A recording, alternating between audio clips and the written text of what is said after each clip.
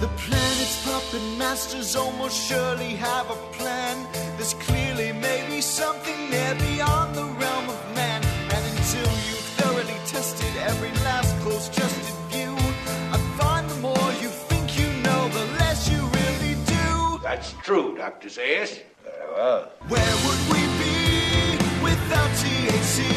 'Cause we know they're lying to us, just don't know to what degree. Yeah, where would we be without THC?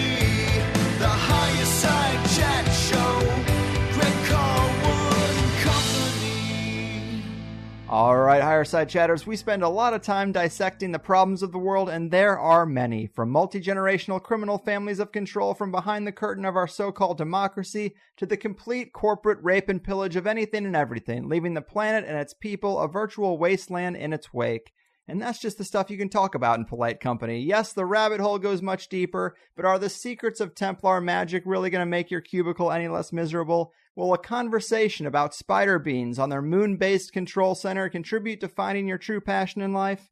As fun as it is, I'm doubtful. Although what's key is that we find solutions to problems long identified and circumvent the debt-based system of rule, not grandiose ideas of a technocratic utopia, not pipe dream paradigms of exotic technologies firmly locked behind the gates of possibility for decades. Today we want a real, practical solution we can fight for now, a viable option for providing maximum optionality for all, something within our grasp that breaks the chains of economic slavery and frees each individual to pursue their long-stagnant true will. Ladies and gentlemen, for me, I see no better answer than that of a universal basic income, and today we're going to explore it inside and out with our guest, Scott Santens, the king of the basic income concept and the moderator of the basic income community on Reddit. A true honor and a pleasure, Scott, my man. Welcome to the Higherside.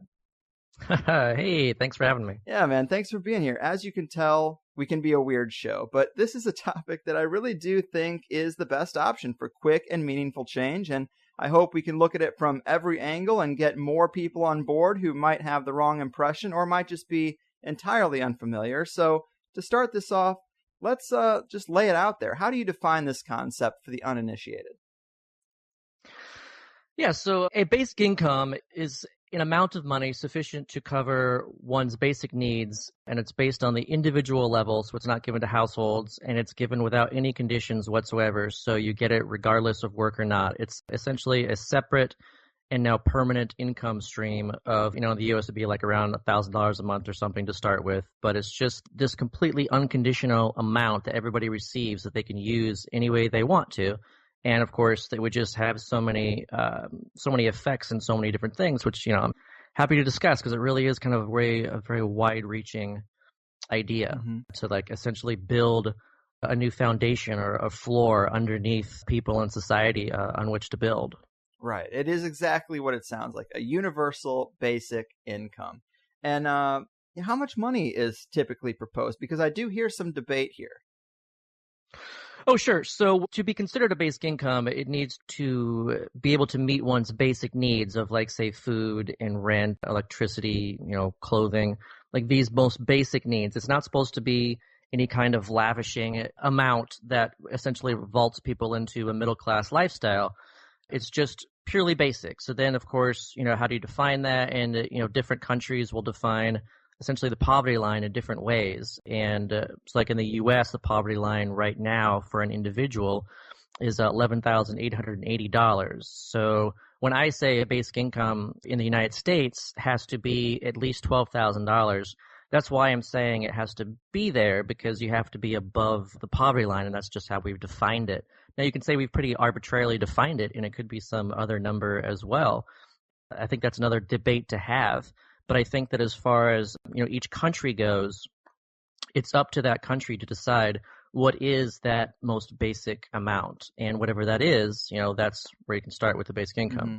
Yeah, I like the idea that it should be around the poverty level. That way people can survive, but if they work a side gig or a creative passion, they can do pretty well for themselves. And that guaranteed safety net keeps people from being stuck at low-paying jobs they hate. They have a little more bargaining power because your shitty corporate boss doesn't have complete leverage over your life.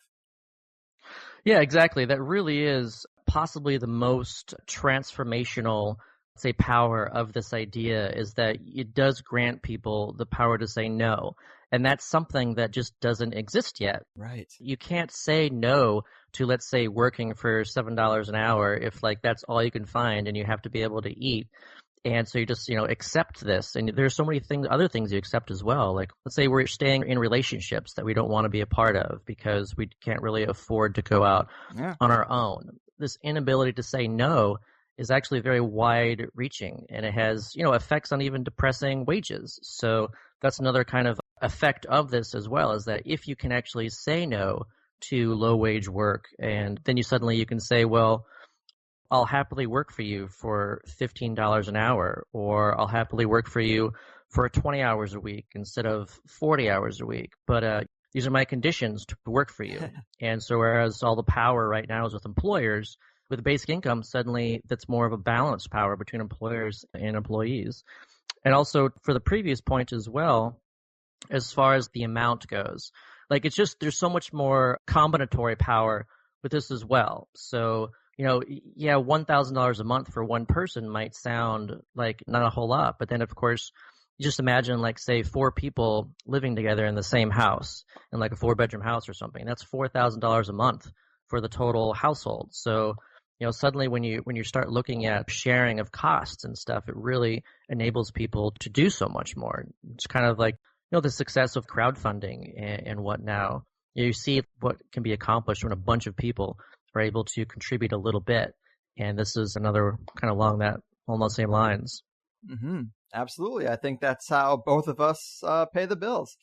Now, the first criticism that I have faced when talking about this to some people is that they immediately jump on this welfare for all kind of idea. And that's not really a fair criticism, is it? No, welfare is an entirely different animal. Let's say you can think of welfare as paying people not to work, or let's say welfare is paying people to do nothing, and basic income is paying people to do anything. Like when you have welfare is a targeted system. So because it's targeted, you're using a bureaucratic system and you're introducing a bunch of type 2 errors, which means that it's not getting to people that should get it, even by your own definition. And then because it's targeted, then that means you withdraw it when they no longer qualify for it. So, somebody gets it, let's say, because they don't have a job, and then they get a job and then they no longer get it, in which case that creates the conditions where, let's say, you're earning, $1,500 a month via benefits, and then you get a job and suddenly you're working, 40 hours a week in this job that you hate, and you're still essentially earning $1,500 a month. It's just now cash from work instead of your benefits. Right. You're no better off. Why would we, work in these jobs that we hate? Why would we do like part-time work or gig work or anything if all it does is remove the assistance that we're getting? So the basic income is not welfare because everybody gets it and it's always there. So, if you're getting $1,000 a month in basic income and you get a job, then you're earning, if your job is paying you $1,500 a month, now you're earning $2,500 a month. Right. Like it adds instead of replaces.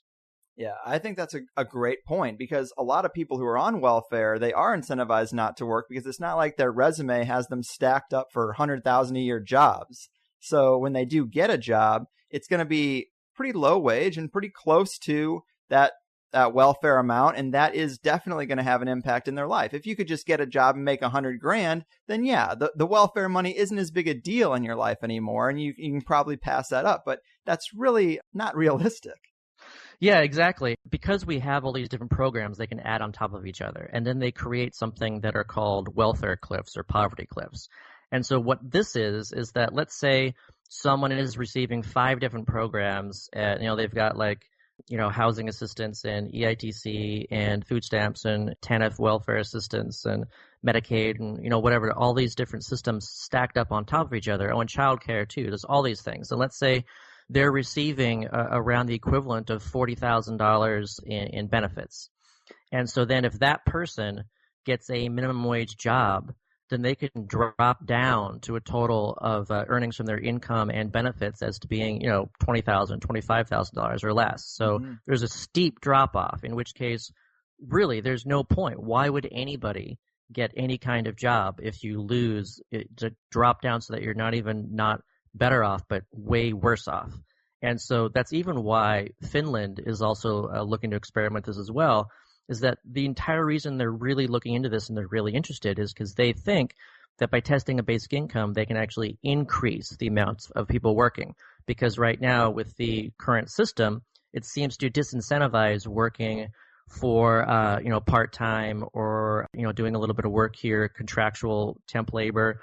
There's so many people are just disincentivized from doing that. Where if you get that floor, then they think that people will take that part-time job, that they will take that temp job.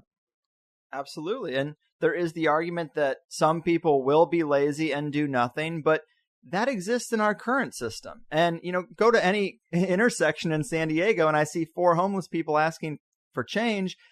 There are people doing the minimum now. And wouldn't it be better if we knew that they at least had some quality of life that would disincentivize them from going into areas of crime? That's a big one, I think. Yeah, I think that we need money to make money. I mean, it is very disincentivizing to have nothing and to not be able to, this idea that we've got bootstraps we can all pull ourselves up by. Like you can't pull yourself up by your bootstraps if you don't have any boots. So basic income is like a way of giving everybody boots and saying that, okay, now actually it is possible. Like you do have the ability. So like, let's say, imagine seeing those people on the street corners again, like those people with signs for asking for money. Right now, they don't have any boots, but with a basic income, they have that money and everybody knows they have that money. So you actually know that they do have something. And then you're wondering, why is it that they're out here? Do they need extra help? Is there like some mental illness going on here? You know that they already have something. Right. And that makes like all the difference in the world, I think. And that's also why, like, where this idea has been tested, and there's a lot of different places as far as, it's been actually tested. Full universal basic income experiments have been done in Namibia and India, and we've got very similar kind of experiments that have been done using unconditional cash transfers in places like Kenya and Uganda and Liberia and Lebanon. And this is a tool that's being increasingly used to just give people money without conditions. And when we do that, we do see that it does actually enable more people to work. There seems to be a almost innate desire to self-employ. Like a lot of people have this idea of what they would like to do, start up some kind of business or whatever. But because there's essentially like a built-in scarcity to money, if you have to take out a loan for this, or if you don't even have access to that at all, then how can you do these things? So when you give people money, and we've seen this, that when we do give people money, that people do that. They start up their own businesses, and it expands those local markets too. It frees people to make more choices as to whatever work that they feel is most important to do. Makes sense. And there is so much corruption and manipulation in our current system, though. How do we safeguard against some of that when we're giving everyone even more? Well, that's the great thing about this too, is that you circle around this bureaucracy. There's no need for this. This is giving directly to people. There's no conditions. It's not that you have to figure out like who should be the ones to get this and why. And then there's, all that bureaucracy that goes into that and all these errors that creep into this as well. You just say, no, what we're doing is just like essentially what they have in Alaska with the annual Alaska dividend. It's just all you got to do is just prove that you are a resident of Alaska each year and you get that dividend. There's nothing else. And once you have that, I mean, it's just so much simpler. And like the costs of running the Social Security system is actually a very small fraction of that is administrative costs, because all they're doing is just cutting checks to people with a Social Security number that are old enough to qualify. They're in the system. So with this, we actually get around all these administrative bureaucratic problems. You just give it directly to people. And that's also an interesting point. You bring up Alaska. Some people might not realize this, and as we talk about this, they might think, well, this sounds like some fantasy pipe dream that'll never happen. It's kind of happening in Alaska because citizens get broken off from the oil industry for using the land up there. So basically, they're getting a basic income right now, and you can kind of study that to see effects, right? Yeah. So Alaska has been receiving what we call essentially a partial basic income, but it's the closest thing to universal basic income, I think, anywhere, because the entire state gets it. And so this is not targeted in any way whatsoever. The entire state gets this. And they've been getting it since 1982. And what happens is Alaska takes some of the revenue they charge oil companies, essentially a rent to drill, and then they put a portion of that money into a huge fund, a permanent fund, which is now $50 billion in size. That fund is invested in the markets, and then that fund earns a huge dividend each year, and then that dividend is divided up between everybody. And so, this is a permanent thing as well. People wonder, oh, like that's going to disappear as soon as like the oil disappears. No, that's what they were smart about doing, is they actually essentially converted a non-renewable resource into a renewable resource. They converted oil into cash, into a fund. And so every year since 1982, they've been getting around $1,000 a year, and that's per man, woman, and child even. Most recently, it was around $2,100. So, for a family of, let's say, or household of 6, then that's $12,000 for the household. So that's actually, quite a bit of money for these larger families. And that really, it's because of that, Alaska has often been at the very top in as far as lowest amounts of poverty goes, lowest inequality. And even as far as like looking at states' measurements of well-being, Alaska is right up there at the top as far as states with the highest well-being, of people who are happier and more connected with each other and more connected with their work, healthier. Like it's all, right there in Alaska. And I think it has partially, at least, to do with this basic income, because everyone there does have this income floor. Nobody earns $0 per year. At least they get this certain amount that they always have to look forward to each year. They're able to spend stuff on. And you also touched on something with the kids that I have been reading about as a possible wrinkle in this system, is that there are going to be people, if we give it to every individual, there are going to be people who just have kids for extra checks. And of course, that's just a small, minute detail, and it could be ironed out really easily by saying you either put a cap on it at 3 kids, or you could say people don't get the checks until they're 18. Something could be put in place. But how do you address that issue that people might just be incentivized to have a bunch of kids to get more checks, which is something that I think our welfare system to some degree does now anyway? Oh, yeah. So this is something that again, it's great to dive into, and it's something that I've learned a lot about this through actually diving into basic income literature and, what are the effects of income on welfare programs and fertility rates and all this stuff. But if you look at the system as designed right now, it has essentially a worse incentive than what people worry about with basic income. So essentially right now, if you're an able-bodied adult without dependents, what's called like an ABOD, then you don't really have any access to welfare assistance. It's only if you have a kid right now that you are able to get some kind of assistance. If you're single, you don't really get anything. So what you're doing right now is saying that, if you are a single individual and you're having a hard time, then you get nothing. But if you have a kid, then we'll give you, let's say, $16,000 a year in benefits. Whereas with the basic income, everybody will already have $12,000 a year in benefits. And then if they have a kid, they'll get an extra $4,000. So this is a difference. Right now, you're talking about an incentive of $16,000. With the basic income, you're talking about an additional incentive of $4,000. So it's a smaller incentive in the way that people worried about. Now, if you also look at the evidence, so like if you look around the world at the effects of, if you look at developed countries and those countries with higher incomes, and even within those countries at the income levels, you have to see this pattern is as people earn more money, they have fewer kids. So you have actually got countries all over the world who are actually worried about not reaching their replacement level, which is around 2.2. So you have to have at least, if you have 2 people, you need to have 2 kids in order to replace that, and you actually have a little bit over that. So you have countries that are like at replacement levels of 1.5 or 1.6 or whatever, and they're like, crap, we need to figure out a way to incentivize having kids. So this is this example where people are afraid of something that countries are actually trying actively to do because they need to. The only reason the U.S. isn't shrinking is because of our immigration. And if it had just been just due to fertility rates, we aren't having enough kids to actually prevent a shrinking of the country and therefore the entire economy. I love it, man. And everyone knows the saying, if you give a man a fish, he eats for a day. Teach a man to fish and he eats for life. How do you look at that analogy in the context of what we're talking about? Yeah, I ask, if we build a robot to fish, do all men starve or do all men eat? This is, if we're building technology, I want people to think, like, what is the purpose of the technology that we're building? It seems to me that the purpose of technology is to reduce the amount of work that we as humans have to do and enable us to do more with less.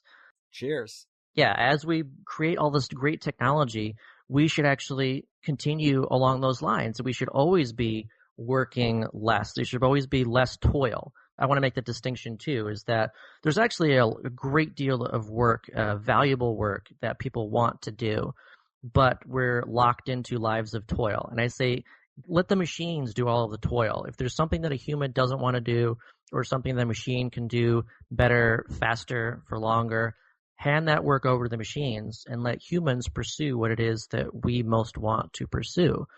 And right now, we're not doing that. We're building these great machines, this great technology, and the benefits are accruing to a very small percentage of the population, while the rest of us are becoming worse and worse off. I mean, the incomes, wages, and salaries have been stagnant since they decoupled from productivity back in 1973 here in the U.S.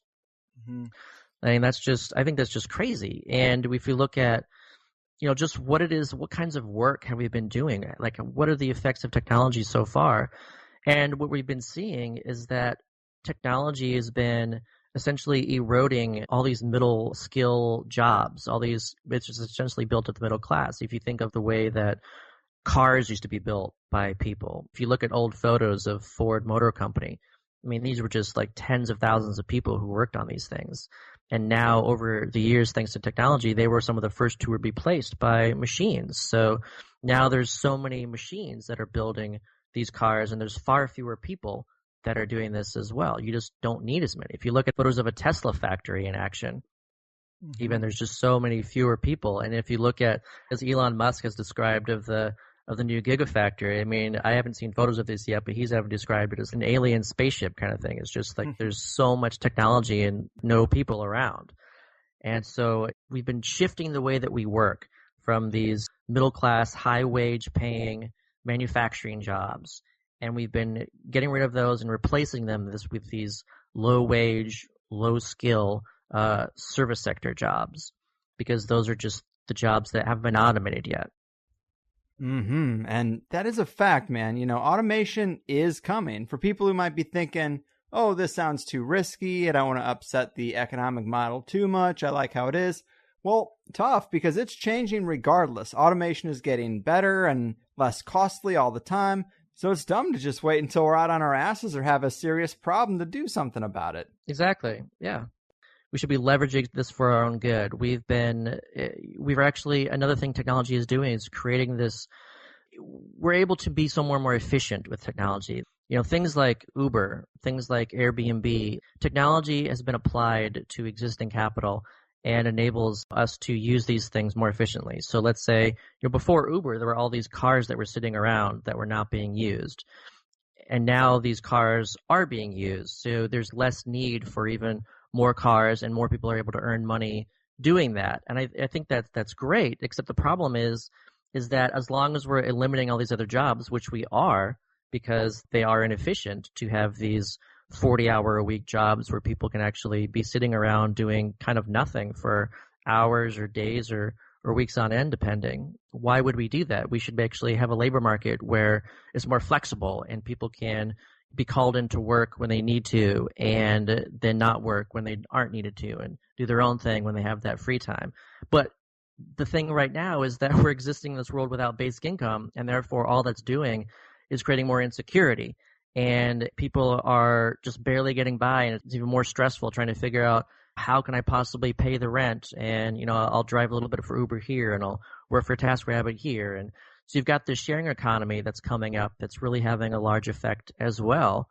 And we just need that income floor underneath everybody so that, again, it makes things work better for everybody instead of making things worse. Well said. And I do like that you talk about this being consistent with any philosophy. Why should conservatives and liberals, libertarians and socialists alike all give their stamp of approval to this thing? Yeah, there's something about it to like for everyone. And the reason is it's kind of a universal thing. It's like saying, is it a good idea for someone to be able to live inside of a house or to drink water? I mean, these ideas aren't divisive. There is not a libertarian way of drinking water and a socialist way of drinking water. I mean, this is a universal idea of just saying, hey, everybody has basic needs, and we should have those basic needs met. And then because of that, there's all these different angles from looking at it. So with a libertarian angle, and for libertarians, freedom should be key. Liberty should be key. People should have the choice and the freedom and the power to direct their own lives. And that's what this enables. If you care about taxation, then that's what, some people will have a problem with taxation as far as, anything that reduces taxes is good and anything that doesn't is bad. Well, with the basic income, it's essentially a universal tax credit for everybody. It's a fairly large universal tax credit that's refundable. So for the most part, most of the population would actually be paying less in income taxes versus those at the very top who are getting, again, accruing most of the benefits of technology. They would be taxed more. But again, we don't even have to do it with income taxes. There are so many ways of doing that as well. And as far as a socialist viewpoint, you say, well, basic income enables people the power to say no, and therefore they have more bargaining power. And unions, the entire point of unions is to increase bargaining power through collective bargaining. So this is bargaining at the individual level. And it also enables what is effectively a universal strike fund. So whereas unions right now have to use union dues and create it like these war chests for strikes so that people can afford to go on strike, with basic income, anyone at any point can actually afford to go on strike. So it enhances that. And as far as people who don't like government bureaucracy, then this reduces that. You don't need all these administrators and bureaucrats overlooking these things. You can just get rid of those. Those jobs don't need to exist anymore. And it will just give money directly to people. This is less power of government over people because they don't have the same abilities that they have right now, where they're essentially reaching into people's lives and bedrooms and trying to force them to do this or that through coercion or carrots and sticks and all this stuff. With basic income, it's just basic income. You don't need all that. And if you have people who care about capitalism and markets, and of course, we're looking at Milton Friedman and Friedrich Hayek like the idea, because basic income is essentially a market solution, we have markets. Markets need money. People, in order for the price function to work, in order for supply and demand to be calculated by this giant distributed computer we call the market, people have to have money in order to provide those signals as to what they want to purchase, and therefore what manufacturers should be creating and shipping and where and when. And so by having more money into the system, that system works better. Like the markets are able to be more efficient in figuring out what it is people want and where these goods and services should go. And those who are worried about the future, and even as it is right now when we're seeing stagnant or falling aggregate demand, if robots and machines and software are doing our work for us, they may be doing our work for us, but they're not buying anything. They're not consumers. So you can think of basic income as this consumer kind of dividend where people actually have to have money that the machines aren't making in order to purchase what the machines are producing. And so you're hearing about calls for helicopter money from bankers and for people worried about markets because they're worried about what happens when you've got these shrinking markets even across the world. It's just kind of a stagnant situation right now. So there's just so many ways to look at this. Right, man. All great points. And I wanted to read this little thing you have on the subreddit about how it simplifies the tax code, because it touches on several things that you just laid out. But it says there is no need for tax brackets having different tax rates when people receive a basic income, since the basic income effectively causes the same tax rate structure, only requiring two numbers to be chosen: the value of the basic income allowance and the flat tax rate. With less thresholds and tax rates to play around with, taxation becomes less politicized and less used as a weapon of class warfare. This also simplifies your IRS paperwork and makes the tax structure smoother and thus non-susceptible to income shifting. I mean, there it is. That's like 4 benefits wrapped up in just a couple of sentences.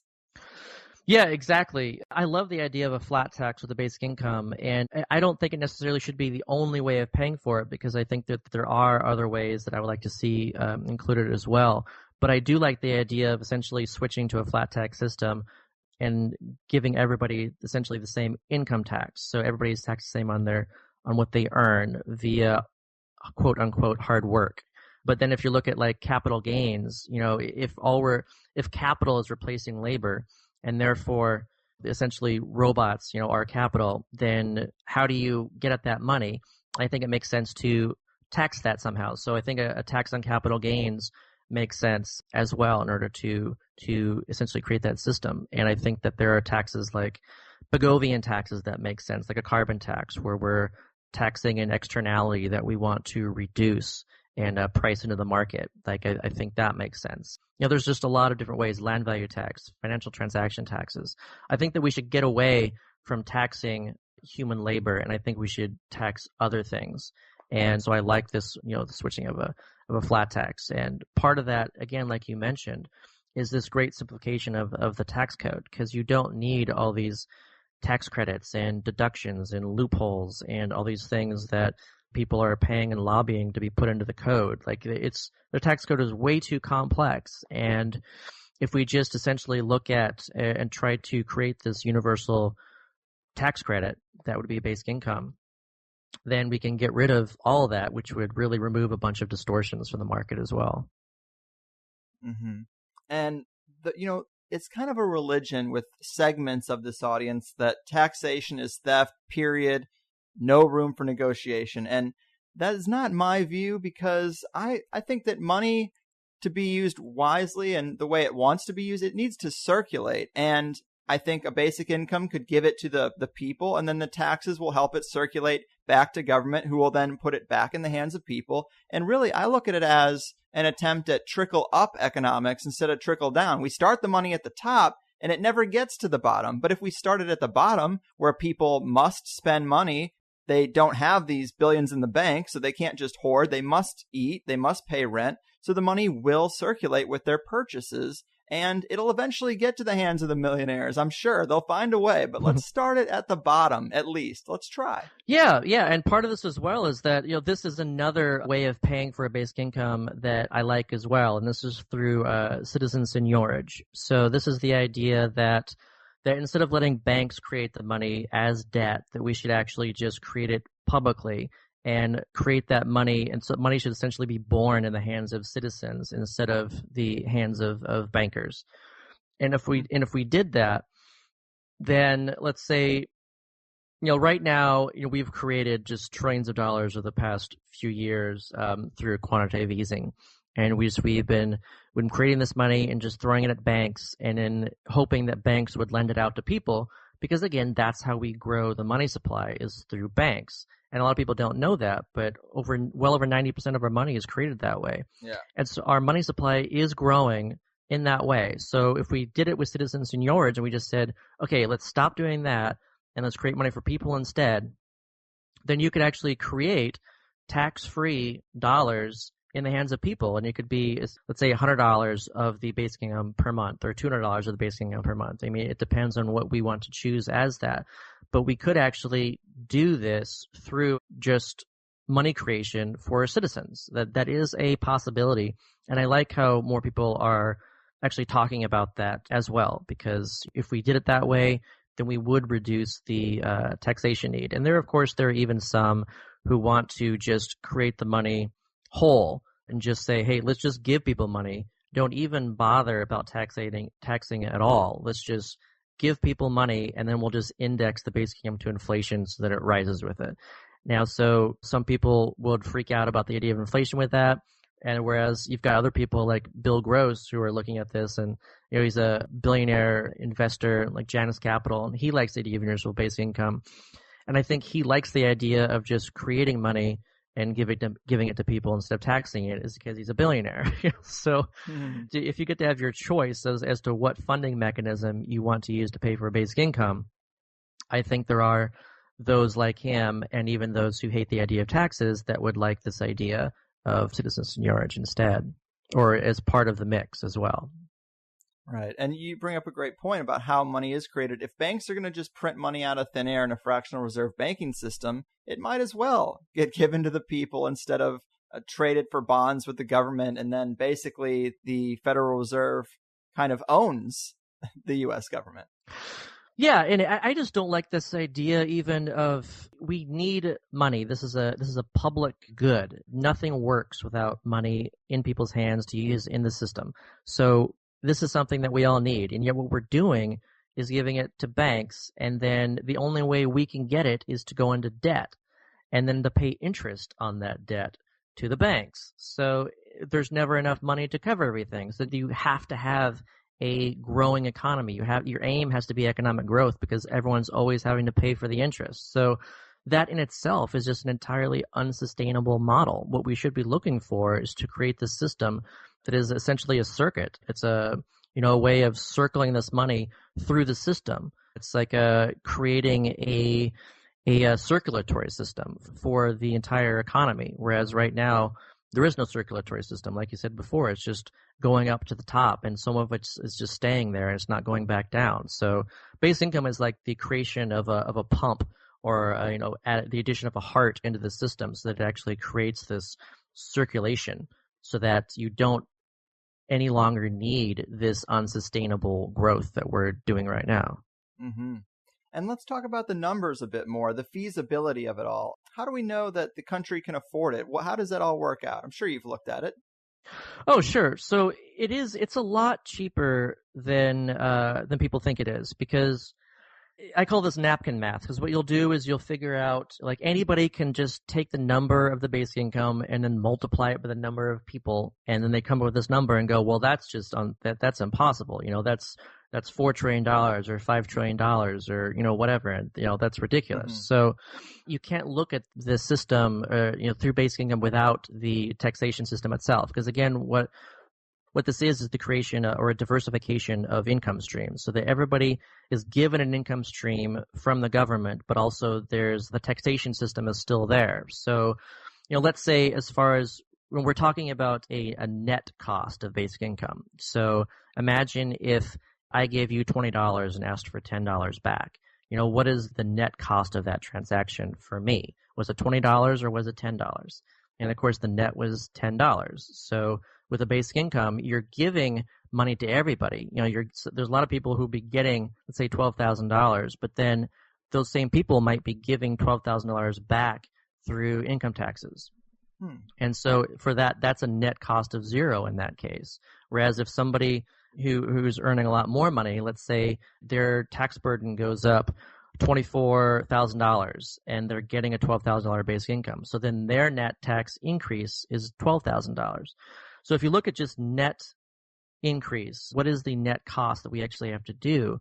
It's actually not even the $3 trillion napkin math number, which would be for a $12,000 basic income in addition to a $4,000 basic income for kids. That's about $2.98 trillion total. But if you do a net cost, then that drops down to at around $900 billion. That's the total amount of money that we essentially need to transfer from the top 20% of the population with the most of the money, who are gaining most everything from technology, down to the bottom 3 quintiles with $12,000 per person in the bottom 20%, and around $8,000, in the bottom, the next 20%, and then $4,000 in the next 20%. So as people earn more money, it will be reduced through however, this taxation system that we set up works. So it's a lot cheaper than what people think it is, just at the net cost. However, even after that, then you need to look at, okay, so what are the programs that we already have that we no longer need anymore? Or even another way, a simpler way to looking at this is, how many programs do people no longer qualify for if everyone's already now earning $12,000 a year? So, you can imagine right now, it can be very difficult to qualify for food stamps. Maybe you have to be earning $2,000 a year or something where you are. So if you're earning this $12,000 a year, you don't qualify. So there's so many programs that no longer exist. There's so much money that we're not spending on these other programs anymore, but we're spending on the basic income instead. So the cost needs to be subtracted from that as well. And so the cost, after all these elimination of programs, the full bureaucracy and elimination of all these tax credits and deductions and subsidies and loopholes that we don't need anymore, then it's actually a matter of a few $100 billion, really, depending on whatever, mechanisms that we choose to fund it and how many programs we want to eliminate and how far we want to simplify the tax code. So there's a lot of choices involved in this that changes the cost number, but it really is just a lot cheaper than people think it is. And then on top of this, and this is what I think is really one of the biggest arguments for it as well, is that it pays for itself. We will actually save money on all these other expenditures that we no longer need, that we don't see as expenditures. So when I say that, I mean, if you're paying $800 a month for your healthcare premium and base income leads to a healthier population, which we've seen because even in the Canada test in Delphin, Manitoba, where they tested this basic income guarantee for 5 years, hospitalization rates went down almost 10%. And we know that there's such a connection between health and income with higher rates of cancer and heart disease and diabetes and all these things that cost a lot of money. So essentially, if we can reduce those premiums down from $800 a month to, say, $400 a month or whatever, then that's that much money that we've saved that people are no longer spending elsewhere. The cost of crime in the U.S. has been calculated over $1 trillion per year. So if this reduces crime, which again we've seen in Namibia, the universal basic income experiment there reduced crime by 42%. So if we reduce crime here in the U.S., where we're spending $30,000, $40,000, $50,000, $60,000 a year to house people in prison, and they would not be in prison if they'd just been given $12,000 of basic income instead, then we're talking about spending a lot less money than we already have. This is actually a cost saver. It's not a net expense. It's a net surplus. Mm-hmm. And that is an interesting point about criminals, because this is a question that I've seen come up, is how will this work with criminals? Number one, I think most crimes are out of economic necessity and of not feeling a part of your community, which if your community is giving you a check every month, you're inclined to just feel a bit more a part of it and you have something to lose. But how would this work with criminals? Because one suggestion I've heard is that if someone gets incarcerated, their basic income should go to pay for their food and housing in the jail system. And I don't think there's much of a problem with that. But what are your thoughts on criminals and a basic income? Yeah, I think this is one of those details that needs to be looked into, and people will, debate this. And I actually do think it makes sense for the money to actually be used for their housing and food expenses. Why should we have to raise taxes to pay for food and housing when everyone's already guaranteed food and housing? So I think that makes sense. What I don't like is I don't like that idea within a privatized prison system. Mm-hmm.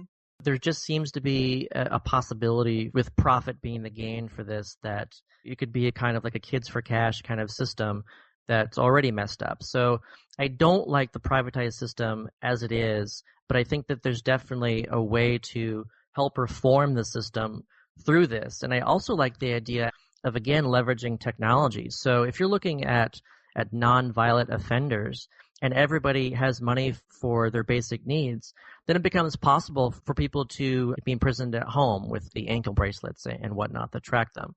And we've actually seen a lot of good outcomes from that as far as like non-violent offenders go. You don't need to put them into prisons. You can, if you're just looking about trying to limit their freedoms in society for a while, then why not just have them in their homes, not bothering anybody and knowing that they're there?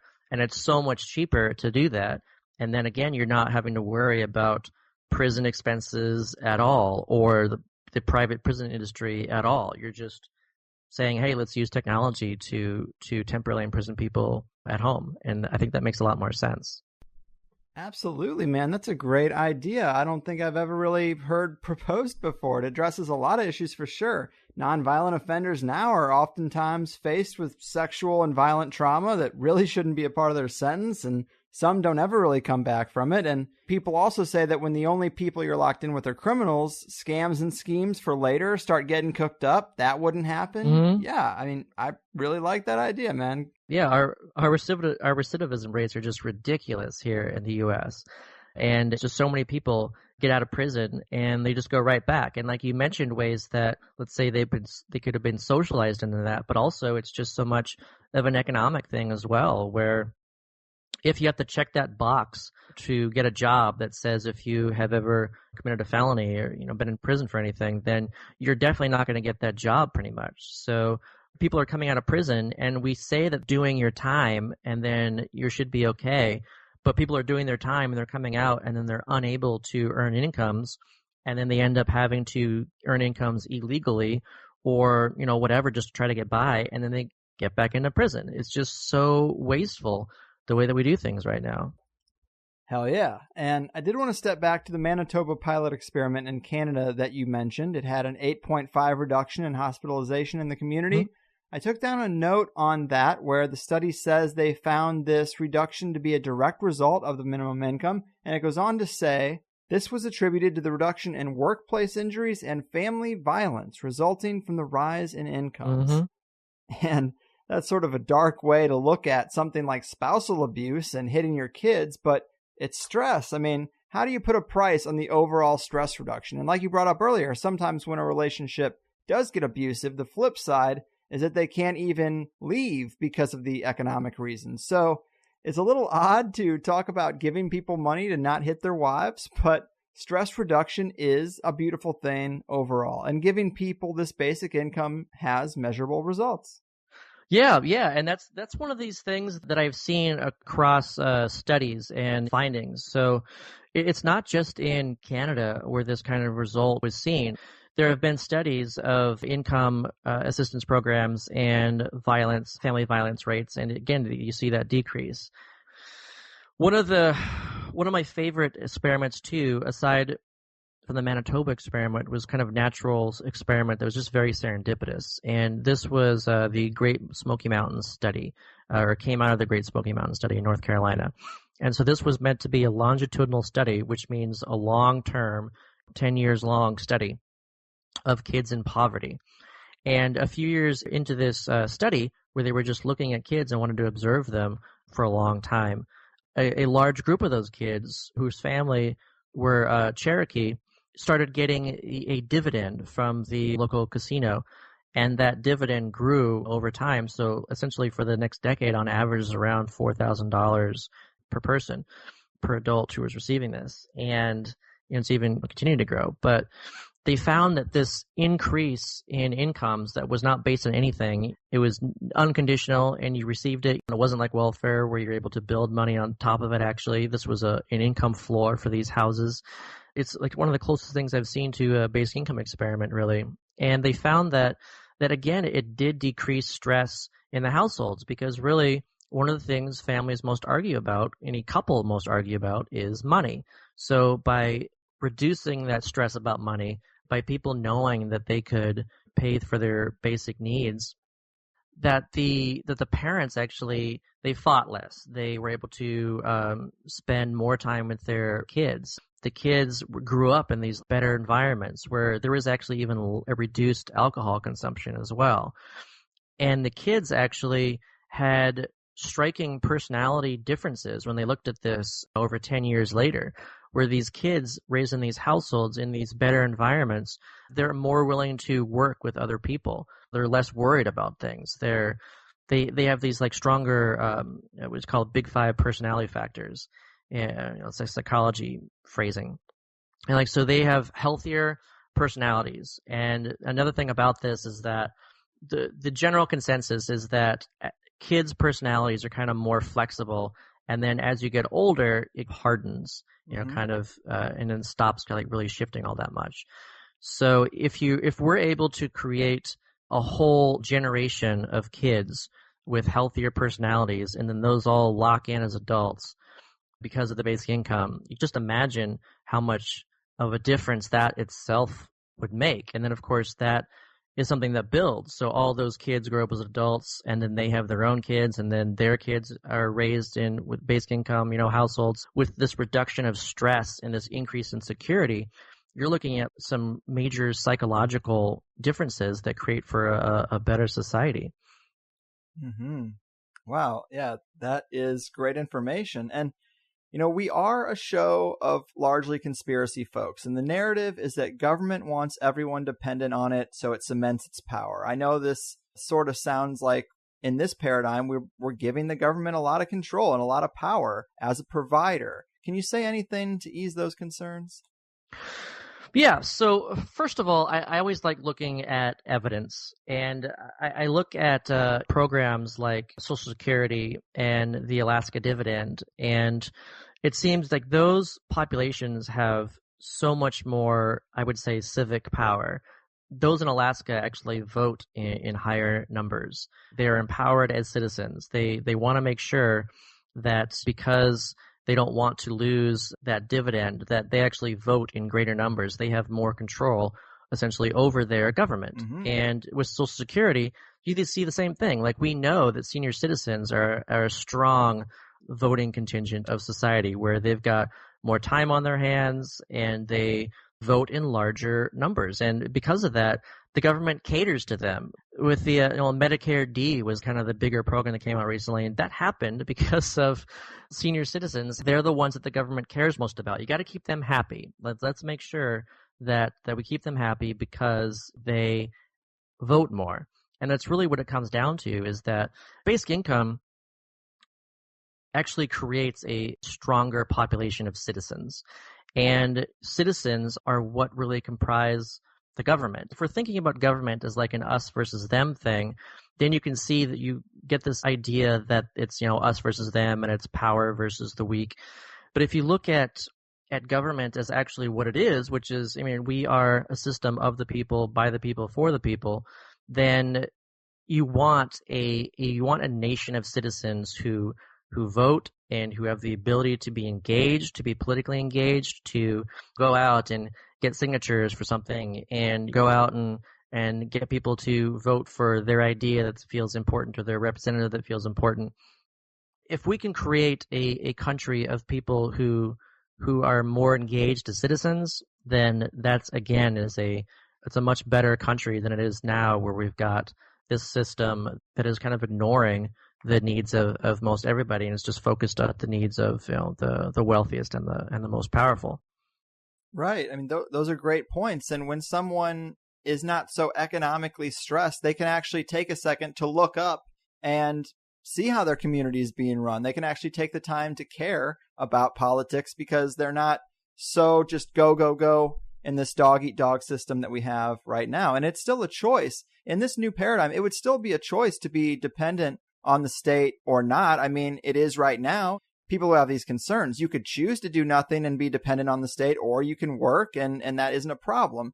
The basic income system, you could still do the same. If you felt like, oh, I'm just worried about the fact that I'm dependent on this basic income, well, then work so much that the basic income is extra, and then those concerns for you personally would go away. And is it any better than being dependent on the shitty company that we work for now? Exactly. That there is a dependence right now on these companies, where how secure are you when you are dependent on a company? I talk about this as far as rights go. How secure is your job if you can be fired by one person for something that you say? Like, maybe you say something on Facebook, maybe you say something on Twitter, and maybe you decide that you want to become a part of this march, on the weekend or whatever, and someone sees that, and that prevents you from getting a job in the future, or you lose your job now. There's a lot of job insecurity involved, and it's also paired with this lack of real freedom of speech.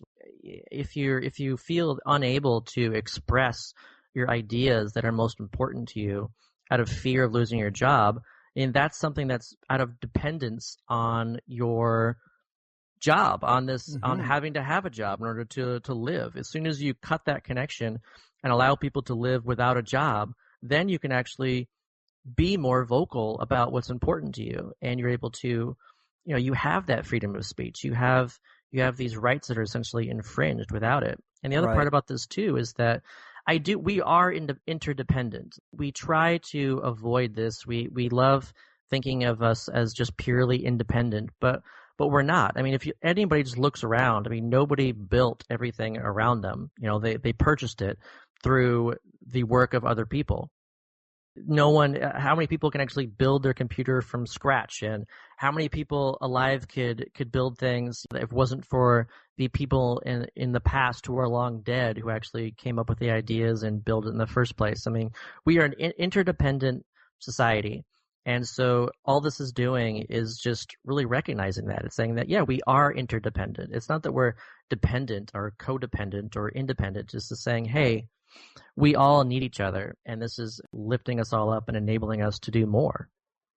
Oh, yeah, I am right there with you. And you make a great point about asking, how free are we really now? Another example I can remember is back in the occupied days when I thought marching did something. I had friends who would say, man, I actually really care about these issues and I would love to go down there, but I can't risk getting arrested. I got to be at work in the morning.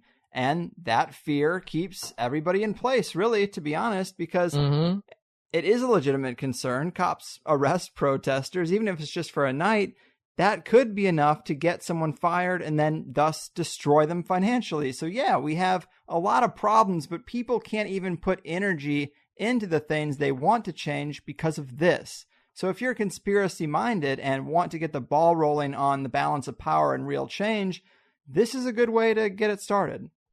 Yeah, exactly. If you really want to look at this as a possible conspiracy of, the ruling elites or whatever, is that with this question of why aren't there people out on the streets?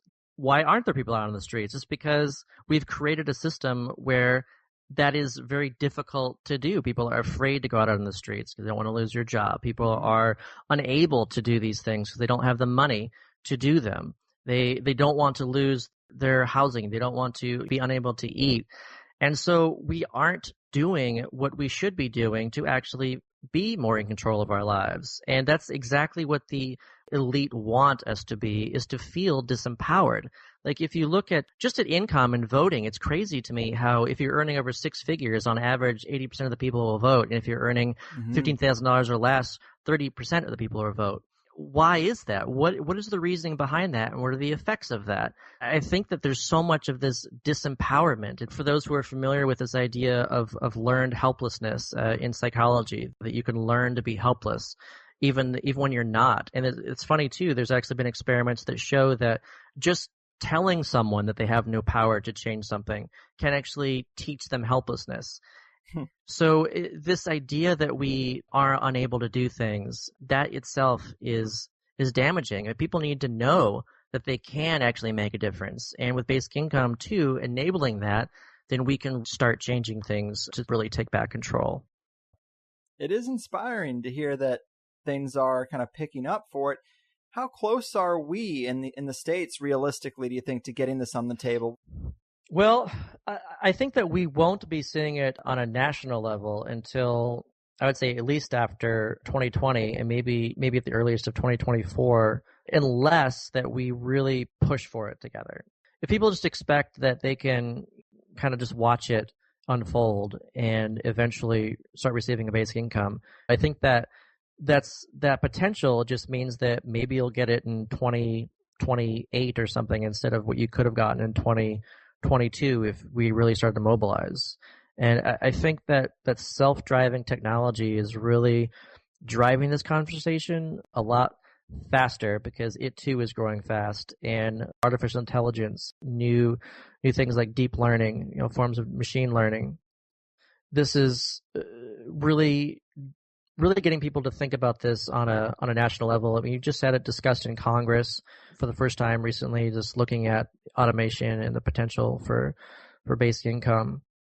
Just recently, the most recent news was that comma.ai announced that they'd have a $999 upgrade package for a lot of cars with the necessary equipment at the moment to be upgraded to self-driving to the point of basically being like Teslas with the autopilot feature. And so just announcements like that just make it seem that much more real and that much faster to happen. With Uber driving, there's going to be in Pittsburgh now, you can do rides with a self-driving car. Like that's, a real thing. And people see this, and they'll see cars driving themselves, and they'll see lawyers that are actually AI software, and it gets people thinking like, oh my gosh, this is the future, and it's going to be increasingly difficult to earn incomes. And so let's talk about this, and let's get this done somehow on the national stage. So that's going to happen. Now, what's the best way to go about that? What's like the best first step? I really like the idea of a carbon fee and dividend. Let's add a cost to carbon, and let's refund that cost to everybody, as a dividend, because that would actually reduce global warming, rates of CO2 pollution, at the same time as increasing incomes, and also getting people used to all universally receiving an income without conditions and seen as a right, something that is owed to them. That's one foot in the door that is immediate step I think is possible on both a national level and a state level. Oregon and Washington will be voting on this. Washington, D.C. is looking at this. So that's an ability there. And I also think that we do have states like Washington and Colorado who have voted to legalize marijuana that can also look at basic income as saying, okay, what can we do? Like, could it be a carbon tax and dividend, or could it be something like a land value tax and dividend? Like, what are the options that we have on the state levels and even the city levels or county levels to introduce the idea of dividends to everybody without strings? And those are also, I think, strategies that are great ideas, and I hope to see those starting to come up. I think we will start to see various states and cities, look into this as well. Yeah, man, these are amazing, interesting times. I mean, 10 years ago, we were still using flip phones. Now we have the iPhone. So I can only imagine what kind of implementation will happen in the next 10 years. These are exciting times. Before we go, other resources you'd recommend that people check out if they want to dig into this deeper? Where would you have them go? Oh yeah, so definitely, if you want to dive in, go to reddit.com/r/basic income. That's the basic income subreddit, and that's had dozens of links added to it on a daily basis for years now. It's organized also by, you can look at articles, blogs. You can look at only anti-UBI articles. You can look at studies, papers, videos. Like it's all like just categorized. You can go through there and really jump in. And also just even the FAQ there itself is pretty informative, and it's got like a large compiled list of evidence sources. So basically, a lot of what I talked about of the various locations that have what I would call evidence pointing towards basic income is all there. It's a huge list to look at. So yeah, definitely check that out. And you can find my writings at scottsantens.com. I'm on Twitter at @scottsantens, and I've actually got a big frequently asked questions compilation of essentially just dozens of blogs and articles I've written about various aspects of basic income as well, that I think is a good starting point to research the idea further. Right on, man. All great stuff. I really do appreciate your time. You can't thank you enough. You are a true champion of progress, my man. And you did start to sound a little robotic there towards the end, but that's just a sign of the times, I think. So keep fighting the good fight, man. Take care. All right. Thanks a lot for having me. You got it. Take care. Peace, man. Bye. All right, people. How was that? I hope it got you thinking. Maybe this is one we can actually share with people without making too many eyes roll. It could be a real practical solution. And some people are going to be worried about the role of big government. But let's be honest, it's not getting significantly smaller anytime soon, regardless of how much we scream and yell on Facebook.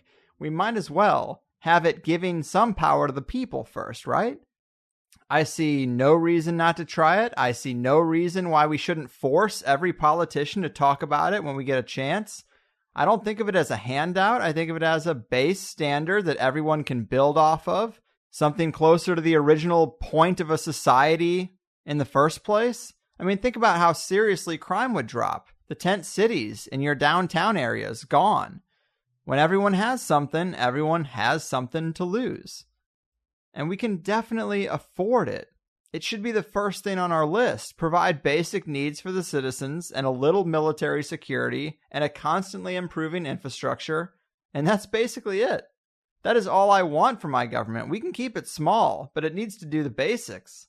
I'm not one of these I want zero government people. I just can't be. I don't find it realistic. But our system could be tweaked so that government power isn't such an attractive thing for sociopaths by making it government service like it was supposed to be. Obviously, there's a lot that needs to be done, and everyone has a different plan to do it, and that's part of the problem, really. But if we could get enough people to rally around this one concrete idea, I don't see a downside, especially a downside that doesn't already exist now. And if you see some fatal flaw that we didn't discuss, let's hash it out on the Plus forums, which I think I have fixed now. We had some capacity issues, but I have got the limits raised, and I think we're back in action. But let's talk about it. Let's find an issue with it that can't be adjusted or accounted for. That's the only way we get to a real workable solution. In other news, for THC Plus listeners, the first part of the Armenia video is finally up. It's about 40 minutes. It covers just the first 5 sites that we saw on the Graham Hancock tour I went on last year. There's going to be at least 2 more parts because we did see so much. In this first one, we didn't even get to the buried pyramid yet or the conflict we got into with some very orthodox priests. That was a wild one. But if you've ever wanted to sign up for Plus, please help me out and pull the trigger on just like a 3-month package or something for yourself, a small token of your appreciation for the stuff you've enjoyed, and you can see the 5 sites in Armenia that I think are pretty impressive, including an active pagan temple and Svartnats, which has some really interesting things coded into it, and a sacrifice chamber and an altar. There's a definite case to be made about some natural technology used there in the past. It's cool. Plus, you get to eavesdrop on some Graham conversation and see me. You almost never get to see me. Not that I'm too much to look at, but whenever I listen to a podcast where I never see the host, I'm always curious. So maybe that's something some of you share. I don't know. But in this Plus show, of course, we did just talk more about the basic income and areas where it comes into play. Immigration is a big one. Ideas on how it could work with criminals and people covering their own prison costs. I think that was on the Plus show. Either way, I just love it. I love taking the power back from our collective bosses and giving the people an actual bargaining chip when negotiating for a job. We wouldn't be all so damn desperate like they got us now. And the effects on small business too. Because you have a basic income, you can now start a little business and it doesn't need to be a putting all your eggs in one scary basket type situation like it is now. And other people will have a little extra to spend in those small businesses. So they require less income to stay open and end up getting a little more because everyone has it to spend. It's a beautiful thing. We all know that the shadowy elite use poverty as a weapon, so let's try to disarm them there a little bit. And our optionality will open up so much we can probably avoid a lot of the other stuff too. So either way, I hope you guys learned something, maybe feel motivated about a new option that seems slightly more realistic than others. You know, I've had these guys on about free energy technologies or alternative fuels or eco-housing and Venus Project type resource-based economy models. And there just never seems to be any real progress year after year. It's just talk. It's just planning. But I think this could be different. And I'd like to see the idea grow. In fact, a basic income could be the fuel that these resource-based economy communities would need to get off the ground. We can tweak the numbers, we can move the levers around until it's completely optimized. We can debate what details are best, but let's get politicians talking about this and watch them squirm when they try to explain why money shouldn't start with improving the lives of people as they see fit, before it does anything else. Like my man Scott said, let's at least give everybody boots to pull themselves up from in the first place. And with that, I'll see you next time. I've done what I can. Your move, greedy politicians, locust-like lobbyists, and abusive bosses. Your fucking move. Happy holidays and Merry Christmas. We're going to talk about angels and miracles with Rosemary for a few hours tonight. Coasting in, day after Christmas, all the angels in the park. What Genesis did right. It's getting old, it isn't pleasing. I turn the station, I am done.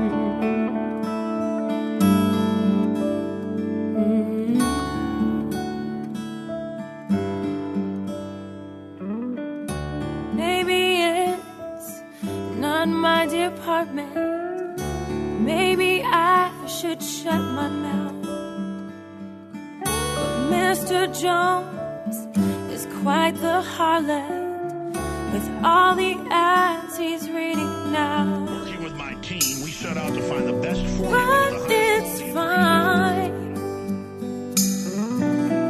Now that I have THC, I'm feeling more at home than I ever have before. InfoWars are just drowning slowly. Coast to coast isn't going nowhere. All these shows are just drowning slowly.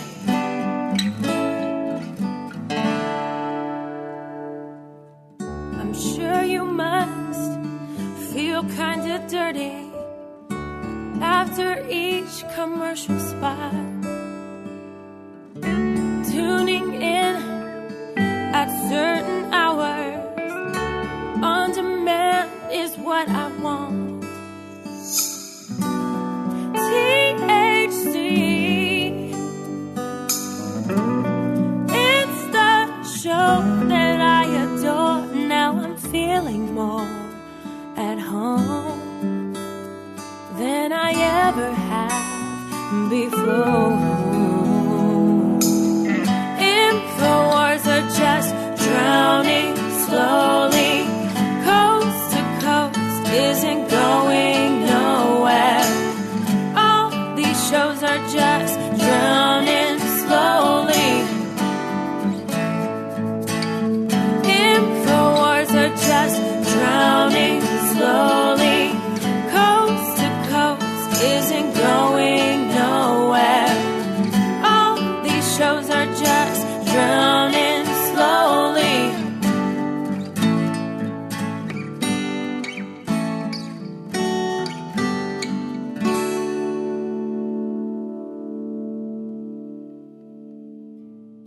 Hey guys, thanks for listening to the first hour of the Higherside Chats podcast with me, Greg Carlwood. If you don't know, there is a second hour to all the episodes we do around here. Generally, we're able to get a lot deeper into the topics and ideas that a guest is about, so if you enjoyed what you've heard from THC for free, consider signing up at the HighersideChatsPlus.com to get the second hour of the 5 shows I put together each month.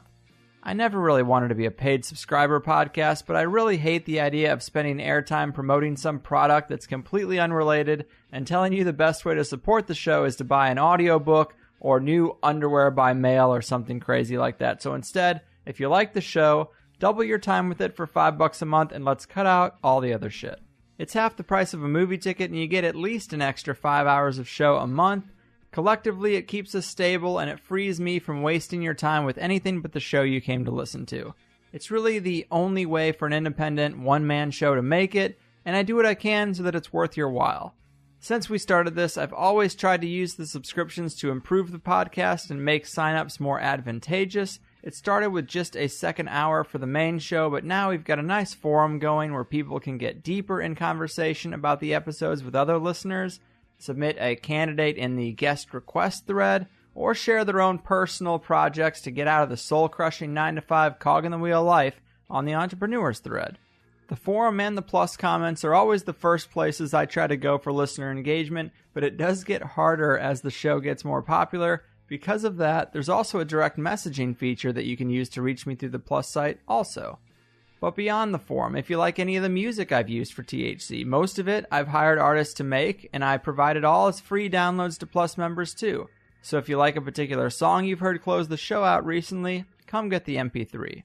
I should also mention that if you don't like the idea of paying $5 recurring every month, I get that. You can buy 3 months, 6 months, or a year up front and just be done with it. I have plenty of listeners who send checks and money orders to the P.O. Box too. I try to make it as easy for people as I can, and you can read more about it on the sign-up page. Also, be sure to check out the FAQ help page on the Plus site if you have any questions or concerns about how to listen to a password-protected show on your devices. I've highlighted a lot of great solutions, and one of those would be the iPhone app that just recently hit the Apple App Store. A super kind and talented listener made it for us, and you can use it to stream or download either the free or the Plus show.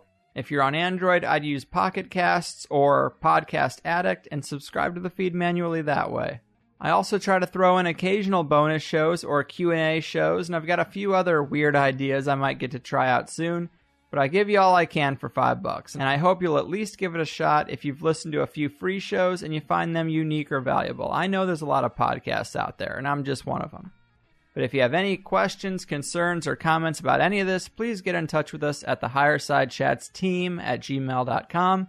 I also wanted to plug the Higherside newsletter I'm going to be putting out, totally free for anyone who wants to sign up at the main internet website for the show, thehighersidechats.com. You can also get on that email list through the Higherside Chats Facebook page. There's a button there as well. But the reason I'm doing this is because I get tons and tons of emails after a show goes up asking me about how I feel about a particular guest or topic, and the wrap-up isn't always the best place to do that, especially if I have anything negative to say. Sometimes the dust needs to settle. Sometimes I need to hear feedback from you guys first. There are a lot of factors, but I usually have something to communicate to you, and I just don't get to do it. So on the first of the month, I plan to send out a little newsletter with my thoughts about the 5 shows the previous month and talk to you about anything else that's on my mind or that's going on.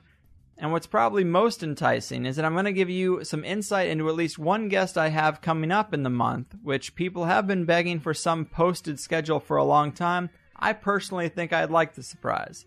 But sign up for the Higherside newsletter. It's free. It comes out on the first of the month, and I won't waste your time with any other emails.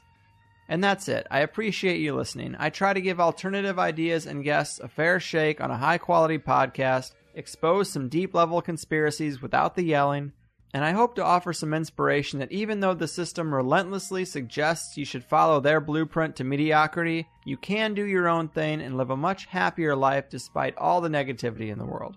So go ahead and treat yourself. Isn't it about time?